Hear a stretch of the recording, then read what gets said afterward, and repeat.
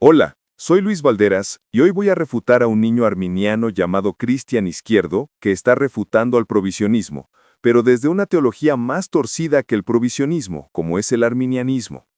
Debo aclarar que yo no soy provisionista, ni arminiano, ni suficientista, y mucho menos calvinista. Bien, veamos un fragmento del video de Ruby Rosado con Cristian Izquierdo para después responder con las escrituras sin lentes reformados de ningún tipo. La gracia siempre va primero, pero la gracia no va a regenerar ni a pre-regenerar a una persona para que crea, porque la vida viene después de la fe, no viene antes de la fe. Claro. ¿Y por qué puedes responder, Ruby? Mi pregunta sería, si tú entiendes que estás muerto en tus delitos y en tus pecados, pero aún estando muerto en tus delitos y en tus pecados, puedes aún responder a Dios. ¿Por qué puedes responder? ¿Gracias a qué? Gracias a que yo todavía mantengo la habilidad que se llama libre albedrío de decidir y escoger. Claro, si me lo acabaste de No. aceptar con Caín y Abel. ¿En qué parte de la Biblia dice que estando muertos nosotros en nuestros delitos y nuestros pecados, nosotros tenemos la habilidad de responder a Dios? ¿En qué parte? Ok, este niño básicamente está diciendo que el ser humano no tiene libre albedrío para responder a Dios a menos que intervenga la gracia preveniente del arminianismo, dando vida para luego poder creer y responder. Pero vamos rápidamente a ver que Pablo dice algo totalmente opuesto. Pablo dijo, uno puede ser esclavo del pecado, lo cual lleva a la muerte, o puede decidir obedecer a Dios, lo cual lleva a una vida recta. Romanos 6:16. Pablo muestra una capacidad voluntaria, o libre albedrío, para decidir obedecer a Dios o al pecado. Pablo explica en Romanos 8 que estar en Cristo es una acción voluntaria sin la influencia de una gracia preveniente del arminianismo. Los que no andan conforme a la carne, sino conforme al Espíritu. El verbo andar o caminar no indica ninguna obligación por parte de la gracia estoica maniquea, sino una acción libre, una elección voluntaria de caminar con Cristo, y entonces Cristo te da la libertad completa.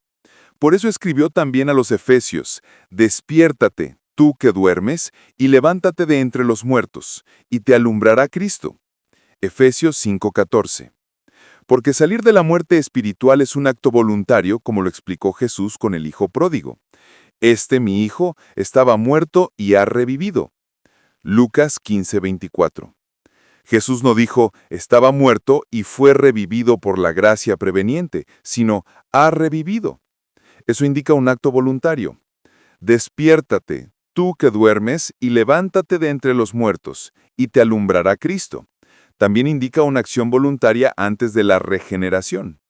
Pablo no dice, Cristo te alumbrará con su gracia para que puedas tener libre albedrío de despertar y levantarte de entre los muertos, porque muerto en delitos y pecado nunca significa incapacidad o inhabilidad para buscar o responder a Dios. Calvinistas y arminianos dicen que la fe proviene de la gracia o que la gracia produce la fe. Pablo dice que es todo lo contrario, que por la fe accedemos a la gracia. Romanos 5, 1 y 2. ¿Qué pasa si comparamos la muerte y resurrección del texto metafórico de Efesios 2 con otro texto metafórico de muerte y resurrección? Tu hermano era muerto y ha revivido, se había perdido y es hallado. Lucas 15:32. El hijo pródigo estaba muerto, de forma metafórica, y esa muerte no lo incapacitó para tomar una decisión libre. Me levantaré e iré a mi padre. Lucas 15:18. El texto no indica ninguna gracia especial preveniente, que infusione fe para poder, recién en ese momento, responder a Dios y no antes. O que la gracia preveniente le dio vida al hijo para tomar la decisión libre de ir hasta su padre. Por otra parte, la metáfora de Efesios 2 cambia a medida que avanza el texto. La palabra muerte es cambiada por incircuncisión, verso 11, por alejados, por separación, verso 14, por extranjeros, verso 19.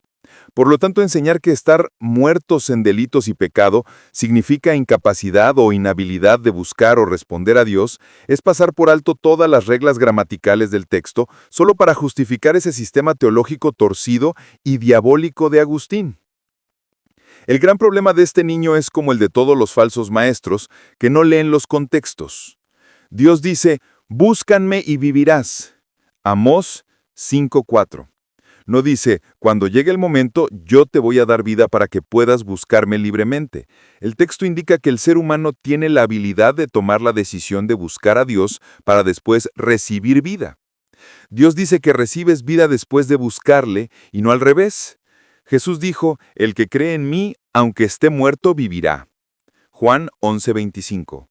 Aquí Jesús tampoco dice que enviará su gracia preveniente para que puedan vivir y luego creer, sino al revés. El que cree estando muerto recibirá vida, después de creer libremente. Una vez más, muerte no significa inhabilidad. Por lo tanto, el ser humano sí responde con su habilidad de creer. Me buscarán y me encontrarán cuando me busquen de todo corazón. Jeremías 29:13. Dios no dice, me buscarán y me encontrarán cuando la gracia preveniente los habilite para poder vivir y después creer, sino cuando me busquen de todo corazón. Busquen al Señor mientras puedan encontrarlo. Isaías 55:6. Tampoco Dios dice, busquen al Señor cuando la gracia preveniente los habilite. Si el ser humano no pudiera buscar o responder a Dios libremente, Dios no daría este mandamiento. O sería un mandamiento falso y deshonesto, pero Dios no es deshonesto, lo son los que tuercen su palabra. En cuanto a la pasada manera de vivir, despojaos del viejo hombre, que está viciado conforme a los deseos engañosos, y renóvaos en el espíritu de vuestra mente. Y vestíos del nuevo hombre, creado según Dios en la justicia y santidad de la verdad. Por lo cual, desechando la mentira. Si Pablo estuviera de acuerdo con la gracia preveniente de los arminianos, nadie podría despojarse o quitarse voluntariamente la vieja naturaleza o el viejo hombre para luego también voluntariamente vestirse o ponerse la nueva naturaleza o nuevo hombre, dejando o desechando la mentira, que como se lee en los textos indica un acto absolutamente voluntario sin la intervención de la gracia preveniente. La gracia preveniente del arminianismo es la gracia que capacita a todo ser humano para ejercer la fe.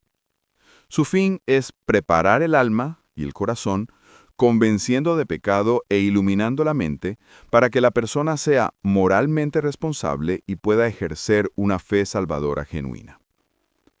O sea, el ser humano no puede ejercer su fe antes de la intervención de la gracia preveniente. Tampoco es moralmente responsable antes de la intervención de la gracia preveniente. Pero como siempre, la palabra de Dios dice lo contrario a lo que enseñan estas doctrinas diabólicas de Agustín.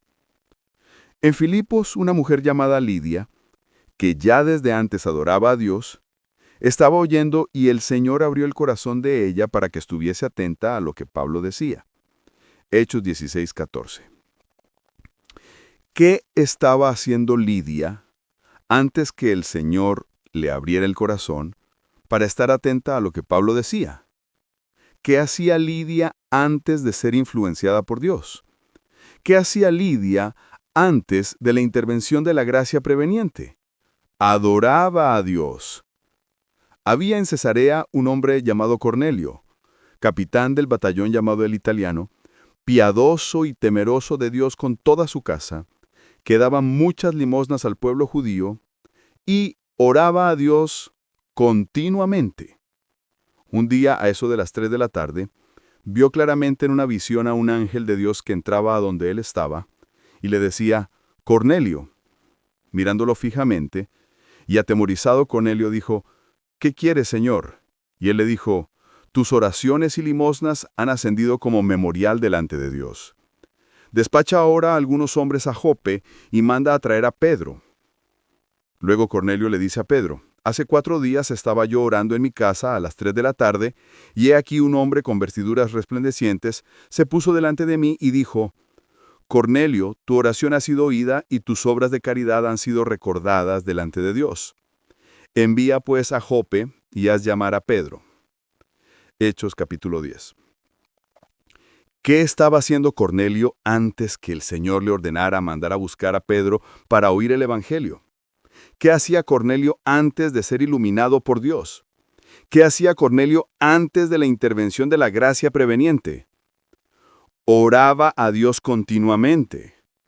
Por eso la Escritura dice, el que cree en el Hijo tiene vida eterna, pero el que no obedece al Hijo no verá la vida, sino que la ira de Dios permanece sobre él. Hoy pongo al cielo y a la tierra por testigos contra ti, que te he dado a elegir entre la vida y la muerte, entre la bendición y la maldición.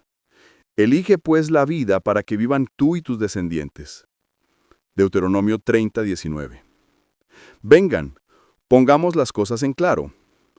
Aunque sus pecados sean como la escarlata, yo los haré tan blancos como la nieve. Aunque sean rojos como el carmesí, yo los haré tan blancos como la lana. Si quisieran, y si tan solo me obedecen, tendrán comida en abundancia. Pero si se apartan y se niegan a escuchar, la espada de sus enemigos los devorará. Yo, el Señor, he hablado. Isaías 1 del 18 al 20.